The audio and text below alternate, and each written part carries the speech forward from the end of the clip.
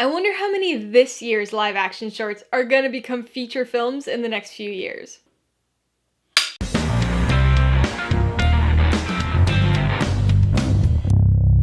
Hey everybody, welcome to Mainely Movies. Today, we're going to be continuing to focus on Oscar-related content.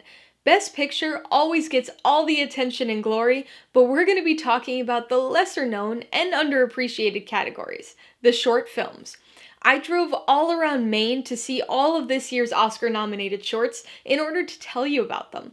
I know that not everybody can get out to see these, so I'm hoping that this 3-part Rankography series is able to help you out and get you prepared for the Oscar ceremony.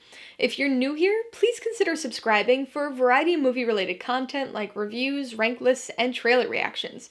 I've already talked about both the documentary and animated shorts, so that leaves us with our third and final category, the live-action shorts. These ones typically fall in the middle ground when it comes to popularity, and are frequently shown along with the animated nominees, which is exactly how I saw them, as a double feature.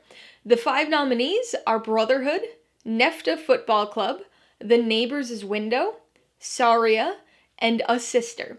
Since this is a Rankography, I'm going to be ranking these shorts, but remember, this is just my ranking, not the ranking, so be sure to post your own personal ranking of the 2020 live-action short film Oscar nominees in the comments below.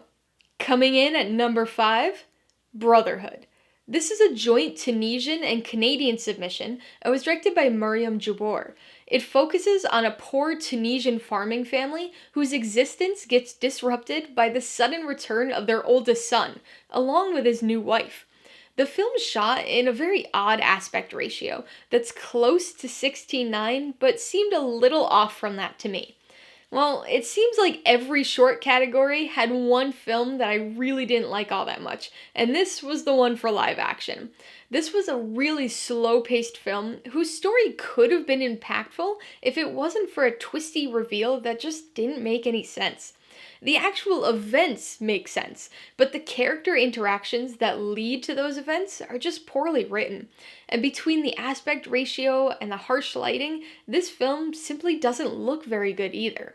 Coming in at number 4, Nefta Football Club. This one's a French submission and was directed by Yves Piat. It tells the story of 2 young brothers who come across unguarded drugs at the border between Algeria and Tunisia. This is a film that ended up being completely different from what I expected.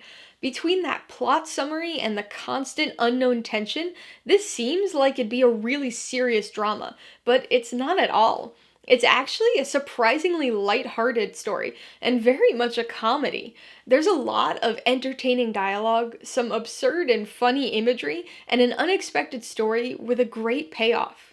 Coming in at number 3, Saria. This is a US submission that was directed by Brian Buckley.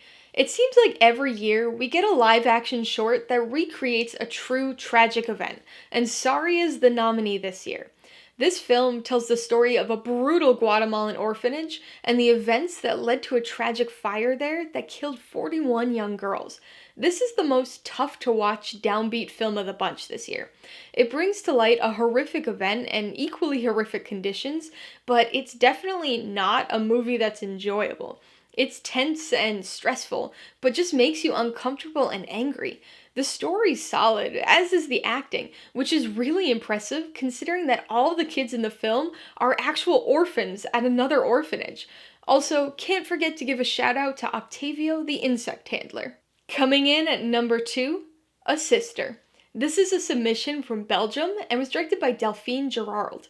It's a really tense thriller that tells the story of a woman who gets kidnapped and manages to make a call to emergency services by pretending that she's actually talking to her sister about her sick child.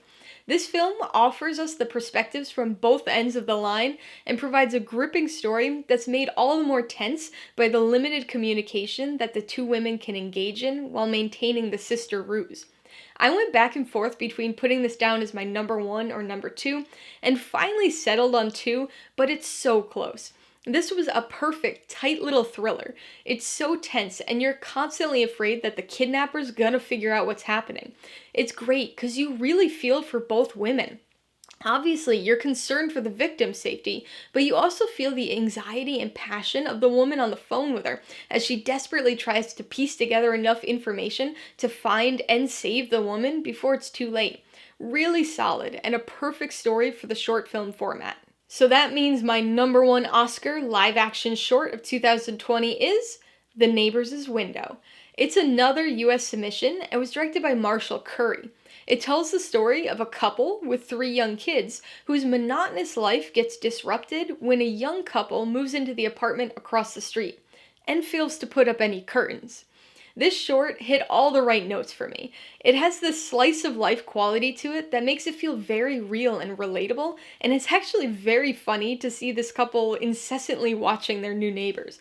But it's not just a voyeuristic comedy. It takes some surprisingly emotional turns and really explores the ways that we try to, even momentarily, escape our own lives and imagine what it'd be like to be somebody else. Alright, so that's my rankography of the 2020 Oscar nominees for live action short film.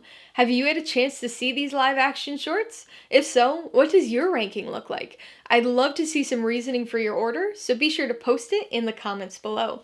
Also, be sure to check out my rankographies for the documentary and animated shorts, and stop back later this week for some more Oscar-related content. Alright, so if you got some enjoyment, insider information out of this rankography, I'd appreciate it if you'd hit that like button, and if you haven't done so already, please hit subscribe or add it to see more rankographies like this, as well as movie reviews.